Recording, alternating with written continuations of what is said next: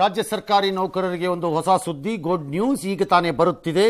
August 1ನೇ ತಾರೀಕಿಂದ ನಿಮ್ಮ ವೇತನ ಪರಿಷ್ಕರಣೆ ಹೊಸದು 7ನೇ ವೇತನ ಆಯೋಗ ಶಿಫಾರಸು ಜಾರಿಗೆ ಬರುತ್ತೆ. ನಾಳೆ ಇದರ ಅಧಿಕೃತ ಪ್ರಕಟಣೆ ಆಗಬಹುದು ಅಂತ ಹೇಳ್ತಿದ್ದಾರೆ. ಬಹುಶಃ 27% ರಾಜ್ಯ ಸರ್ಕಾರ ಒಪ್ಪದಂಗೆ ಕಾಣಿಸ್ತಾ ಇದೆ. 27.5 ಅಂತಿದ್ದಾನೆ. ಒಪ್ಕೋಬಹುದು ಅಂತಂದ್ರೆ ಲಾಸ್ಟ್ ಟೈಮ್ 17% ಏನೋ ಕೊಟ್ಟಿತ್ತು ತಾತ್ಕಾಲಿಕವಾಗಿ ಮಧ್ಯಂತರವಾಗಿ. ಈಗ ಅಲ್ಲಿಗೆ ಇನ್ನೊಂದು 10% ಆ್ಯಡ್ ಆಗುತ್ತೆ ಅಂತ ಕಾಣುತ್ತೆ ನಿಮಗೆ. ಬಟ್ ನಾಳೆ ಘೋಷಣೆ ಆಗಬಹುದು ಅಂತಿದ್ದಾರೆ.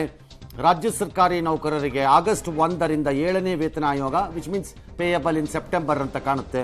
Could be N additional burden, ಇನ್ನೊಂದು ಹೊಸ ಬೀಳುತ್ತೆ ಹೊರೆ. ಒಂದು 6-7 ಸಾವಿರ ಕೋಟಿ ಅದ್ರ ಮಿನಿಮಮ್ ಬಿದ್ದೇ ಬೀಳುತ್ತೆ ರಾಜ್ಯ ಸರ್ಕಾರದ ಮೇಲೆ. ಏನೋ ಅದು ನಮ್ಮ ಕಡೆ ಪ್ರಾಬ್ಲಮ್ಮು. ಸರ್ಕಾರಿ ನೌಕರರಿಗೆ ಏನು ಅಂತಂದರೆ ನೀವು ಬಯಸಿದ್ದು ಸಿಗ್ತಾ ಇದೆ. Yes okay. ಇನ್ನು ಪುರಿ ಜಗನ್ನಾಥ ಮಂದಿರದ ರತ್ನ ಭಂಡಾರದ ಕಾವಲಿಗೆ ವಿಷಸರ್ಪಗಳು ಇವೆ ಅನ್ನುವಂಥ ಸುದ್ದಿ ಎಲ್ಲಾ ಕಡೆ ಹರಿದಿತ್ತು. ಅದೆಲ್ಲ ಸುಳ್ಳು ಅಂತ ಈಗ ರತ್ನ ಭಂಡಾರದ ಪರಿಶೀಲನೆ, ಚಿನ್ನಾಭರಣಗಳನ್ನು ಲಕ್ಷಿಸುವ ಹೊಣೆ ಹೊತ್ತಿರುವಂತ ಸಮಿತಿಯ ಮುಖ್ಯಸ್ಥರಾದಂತಹ ಒಡಿಶಾ ಹೈಕೋರ್ಟ್ ನಿವೃತ್ತ ನ್ಯಾಯಮೂರ್ತಿ ವಿಶ್ವನಾಥ್ ರಥ್ ಸ್ಪಷ್ಟಪಡಿಸಿದ್ದಾರೆ. ನಿನ್ನೆ ಮ್ಯಾಜಿಸ್ಟ್ರೇಟ್ ಸಮ್ಮುಖದಲ್ಲಿ ರತ್ನ ಭಂಡಾರದ ಬೇಗವನ್ನೆಲ್ಲ ಹೊಡೆದು ರಹಸ್ಯ ಕೊಠಡಿ ಆಯ್ತು ತೆಗೆದುಬಿಟ್ಟಲ್ಲಿ ಏನಿದೆ ಅಂತ ಲೆಕ್ಕ ಹಾಕಿಪ್ಪ. ಸರ್ಪಾನೂ ಇರಲ್ಲ, ಪರ್ಪಾನೂ ಇರಲ್ಲ. ಸುಮ್ಮನೆ ಯಾವ ಸರ್ಪ ಇರೋಕ್ಕಾಗತ್ತೆ ಯಾವ್ದಾದ್ರು ಈ ಥರದ್ದು ಒಳಗಡೆ ಲಾಕಡಪ್ ರೂಮ್ಗಳಲ್ಲಿ? ಅನ್ಲೆಸ್ ಅದಕ್ಕೆ ಜಾಗ ಇರಬೇಕು. ಹೊರಗಡೆ ಹೋಗಿ ಒಳಗೆ ಬಂದು ಏನಾದ್ರು ತಿನ್ಕೊಂಡು ಒಳಗೆ ಬರೋಕ್ಕೆ ಹೆಂಗಿರೋಕ್ಕಾಗತ್ತೆ?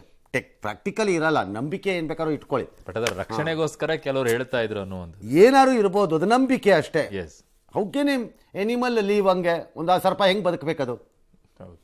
ಏನೋ ನಿಮ್ಮ ನಂಬಿಕೆ ಇಟ್ಕೊಳ್ಳಿ, ಫಸ್ಟ್ ಲೆಕ್ಕ ಹಾಕಿ ತೆಗೀರಿ ಅಷ್ಟೇ. ಅಮೆರಿಕ ಅಧ್ಯಕ್ಷ ಚುನಾವಣೆ ನೆನೆ ಟ್ರಂಪ್ ಮೇಲಾಗಿದ್ದಂಥ ಗುಂಡಿನ ದಾಳಿ ಏನಿದೆ, ಅದಾದಮೇಲೆ ಅವರು ಎದ್ದು ನಿಂತ್ಕೊಂಡವ್ರು ಆ ರಕ್ತ ಒಂಚೂರು ಬರ್ತಿದ್ದಾಗಲೂ ಕೈ ಹಿಂಗೆ ಅಂದ್ರಲ್ಲ, ಅದಕ್ಕೀಗ ಅಮೆರಿಕಾದ ಜನ ಇಂಥ ಯೋಧ ಬೇಕು ನಮಗೆ ಅಂತ ಹೇಳ್ತಿದ್ದಾರಂತೆ. ಇದು ಅನುಕಂಪಕ್ಕ ಅಂತ ಕೆಲವರು, ನಂಬಕ್ಕಾಗ್ತಿಲ್ಲ ಅಂತ ಇನ್ನು ಕೆಲವರು. ಟ್ರಂಪ್ ಮಾತನ್ನ ಸತೆ ಹೋಗಿದ್ದೆ ಅನ್ನೋ ಟೈಪ್ ಆಗೋಗಿತ್ತು ನನ್ನ ಪರಿಸ್ಥಿತಿ ಅಂತ. ಅವನು ಯಾರೋ ಮ್ಯಾಥ್ಯೂ ಕ್ರೂಕ್ಸ್ ಏನಿದ್ದಾನೆ ಗುಂಡಿನ ದಾಳಿಗೆ ಪ್ರಯತ್ನಿಸ್ದ, ಯಾಕೆ ಮಾಡ್ದ, ಏನು ಮೋಟಿವ್ ಗೊತ್ತಾಗ್ತಿಲ್ಲ. ಒಬ್ಬನೇ ಮಾಡಿದ್ನು, ಇದರಿಂದ ಏನೋ ದೊಡ್ಡ ಪಿತೂರಿ ಇದೆಯೋ ಎತ್ತ. ಇಸ್ಕಾನ್ ಟೆಂಪಲ್ನವ್ರು ಮಾತ್ರ ಪುರಿ ಜಗನ್ನಾಥನ ಅನುಗ್ರಹ ಕಾರಣ ಅವ್ರು ಬಚಾವಾಗಕ್ಕೆ ಅಂತ ಹೇಳಿದ್ದಾರೆ. ಆಯ್ತಪ್ಪ, ನಿಮ್ಗೆ ಬಂದಿದ್ದೇವರನ್ನು ಹೇಳ್ಕೊಳ್ಳಿ. ಅವ್ರು ಜೀಸಸ್ ಕ್ರೈಸ್ಟ್ ಹೇಳಿ, ನೀವು ಪುರಿ ಜಗನ್ನಾಥ ಹೇಳಿ, ಇನ್ನೊಬ್ಬರು ಇನ್ನೊಂದು ಹೇಳಿ, ಅಯೋಧ್ಯೆ ರಾಮ ಅನ್ನಿ, ಬೇಡ ಚಾಮುಂಡೇಶ್ವರಿ, ತಾಯಿ ಚಾಮುಂಡೇಶ್ವರಿ ಅನ್ಕೊಳ್ಳಿ. ನಿಮ್ಮ ಸಮಾಧಿ ಏನು ಬೇಕಾದ್ರೆ ಹೇಳ್ಕೋಗಿ. ಒಬ್ಬ ಮಾತ್ರ 50 ವರ್ಷದ ಕೋರೆ ಕಾಂಪಿಟರ್ ಅವರು ತನ್ನ ಕುಟುಂಬ ರಕ್ಷಕ್ಕೆ ತಾನೇ ಪಾಪ ಜೀವ ಕೊಡಬೇಕಾಗಿ ಬಂದಿದೆ. ಒಂದಂತೂ ನಿಜ, it was not an ordinary shooting. ನನ್ನ ಪ್ರಕಾರ shooter he was bang on target. ನನ್ನ ಪ್ರಕಾರದಲ್ಲಿ 300ರಿಂದ 400 ಅಡಿ ಅಂತ ಇದ್ದಾರೆ ಎಲ್ಲರೂ, which means as definitely used AR rifle. ಅದು ಹೆಂಗಿದ್ರು ಆಟೋಮ್ಯಾಟಿಕ್ ರೈಫಲ್ ಅದು.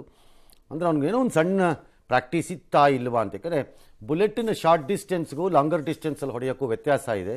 ಲಾಂಗರ್ ಡಿಸ್ಟೆನ್ಸಲ್ಲಿ ಹೊಡಿಬೇಕಾದ್ರೆ ವಿಂಡ್ ಕ್ಯಾಲ್ಕುಲೇಷನ್ಸ್ ಇರುತ್ತೆ, ಫ್ಲೈಯಿಂಗ್ ರೇಂಜ್ ಏನು ಅನ್ನೋದಿರುತ್ತೆ, ಎಲ್ಲ ಇರುತ್ತೆ ಅದರಲ್ಲಿ. ಇದರಲ್ಲಿ ನನಗೆ ಆಶ್ಚರ್ಯ ಆಗಿದ್ದು ಅದು ಕಿವಿಗೆ ಹೋಗಿದೆ ಅಂದರೆ it's just question of a mild mistake ಅಷ್ಟೇ. It would have gone through his head, definitely sir, ಅಷ್ಟೇ ಅದು. ಎಸ್, ಹಾಗಾಗಿ ಇಟ್ಸ್ ನಾಟ್ ಎ ಸುಮ್ಮನೆ ತಮಾಷೆಗಾಗಿರುವಂತಹ ಶೂಟ್ಔಟ್ ಅಲ್ಲ, ಅದು ಸೀರಿಯಸ್ಲಿ ಆಗಿದೆ ಅದು. ಬಟ್ ಒಂದು ಸಮಾಜ ಎಷ್ಟು ಒಡೆದೋಗಿದೆ ಅನ್ನೋದನ್ನು ತೋರಿಸ್ತಾ ಇದೆ ಅಷ್ಟೇ ಇದು. ಎಸ್. ಇನ್ನು ನಟ ರಕ್ಷಿತ್ ಶೆಟ್ಟಿ ಮತ್ತೊಮ್ಮೆ ಸಂಕಷ್ಟಕ್ಕೆ ಸಿಲುಕಿದ್ದಾರೆ. ರಕ್ಷಿತ್ ಶೆಟ್ಟಿ ಒಡೆತನದ ಸಂಸ್ಥೆ ಪರಮಹಂಸ ಸ್ಟುಡಿಯೋಸ್ ಏನಿದೆ, ನಿರ್ಮಾಣದ ಬ್ಯಾಚುಲರ್ ಪಾರ್ಟಿ ಸಿನಿಮಾದಲ್ಲಿ MRT ಆಡಿಯೋ ಸಂಸ್ಥೆ ಅನುಮತಿ ಪಡೆದೇನೆ 2 ಹಾಡು ಬಳಕೆ ಮಾಡಿದ್ರಂತೆ. ನ್ಯಾಯ ಎಲ್ಲಿದೆ ಚಿತ್ರದ ಎಲ್ಲಿದೆಯೋ ನ್ಯಾಯ ಹಾಡಿನ ಜೊತೆಗೆ ಗಾಳಿ ಮಾತು ಚಿತ್ರದ ಒಮ್ಮೆ ನಿನ್ನನ್ನು ಕಣ್ತುಂಬ ಹಾಡಿಗೆ ರಾಯಲ್ಟಿಯನ್ನು ಕೊಡದೆ ಬ್ಯಾಚುಲರ್ ಪಾರ್ಟಿ ಸಿನಿಮಾದಲ್ಲಿ ಬಳಸಿದ್ದಾರೆ ಅಂತ MRT ಸಂಸ್ಥೆ ಈಗ ಯಶವಂತಪುರ ಪೊಲೀಸ್ ಠಾಣೆಯಲ್ಲಿ ದೂರನ್ನ ಕೊಟ್ಟಿದೆ.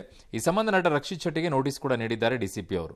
ಕೊಡಿ ಸಾಂಗ್ ಯೂಸ್ ಮಾಡೋದಕ್ಕೆ ಸಿನಿಮಾದಲ್ಲಿ ಅಂತ ಕೇಳಿದ್ರು. ನ್ಯಾಯ ಎಲ್ಲಿದೆ ಸಾಂಗ್ ಒಂದು, ಹಾಗೆ ಗಾಳಿ ಮಾತು ಸಿನಿಮಾಯಿಂದ ಒಮ್ಮೆ ನಿನ್ನನ್ನು ಕಣ್ತುಂಬ ಅನ್ನೋ ಒಂದು ಸಾಂಗ್ ಒಂದು. ಓಕೆ ಸರಿ ಅಂತ ಹೇಳಿದ್ರು. ನಾವು ರಾಯಲ್ಟಿ ಅಮೌಂಟ್ ಏನಿದೆ ಅಂತ ತಿಳಿಸ್ಕೊಟ್ಟಿದ್ವಿ.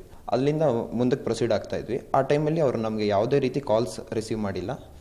ಅದಾದ್ಮೇಲೆ ವಾಟ್ಸಪ್ಪಲ್ಲಿ ನಾವು ಎಷ್ಟೇ ಮೆಸೇಜ್ ಹಾಕಿದ್ರು ರಿಪ್ಲೈ ಮಾಡಿಲ್ಲ. ಆಲ್ ರೈಟ್, ಇತ್ಯರ್ಥ ಆಗಬೇಕು. ಬಟ್ ಅವ್ರ ಹಿಂದೆನೂ ಇದೇ ಥರ ಒಂದು ಆಗಿತ್ತು. ಅದಾದ್ಮೇಲೆ ಅದೇ ಸಂಸ್ಥೆ ಜೊತೆ ಅದನ್ನೇ ಯಾಕೆ ಮಾಡ್ಕೋಬೇಕು? ಇಲ್ಲ ತೊಗೊಂಡ್ಬಿಡ್ಬೇಕು ಪರ್ಮಿಷನ್, ಇಲ್ಲ ಬಿಟ್ಬಿಡ್ಬೇಕಂತ ಹಾಡುಗಳನ್ನು.